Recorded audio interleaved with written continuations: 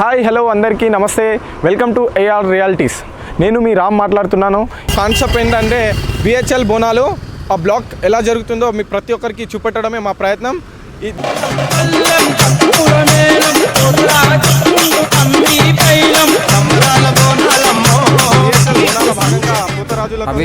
ఎప్పటి నుంచి చేస్తున్నారు మీరు?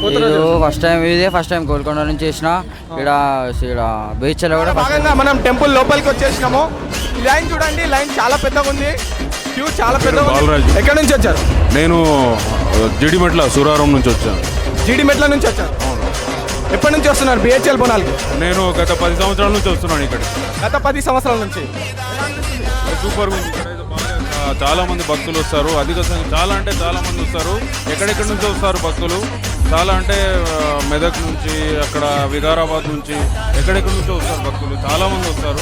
ఇప్పుడైతే ఇంకా తక్కువ అనిపిస్తుంది, కానీ ఇంకా చాలా కోటెత్తే భక్తులు ఉన్నారు. ఇంకా చాలా పెద్దగా వస్తారు. నీ పేరు? కృష్ణ సాయి. ఎక్కడి నుంచి వచ్చారు? ఎంఐజీ నుంచి. ప్రతి ఇయర్ చేస్తాం. అవునా? అంటే కోడినేనా? ఆట కూడా వస్తారా?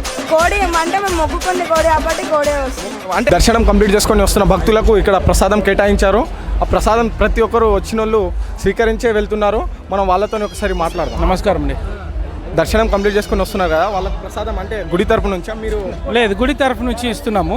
గుడి తరఫు నుంచి మొత్తం ప్రిపేర్ చేస్తున్నాము. ఓకే. కొంతమంది బోనాలు వాళ్ళు చేసుకుంటారు, కొంచెం చిన్న డబ్బాలో తీసుకొచ్చి సప్లై చేసి ఇస్తుంటారు.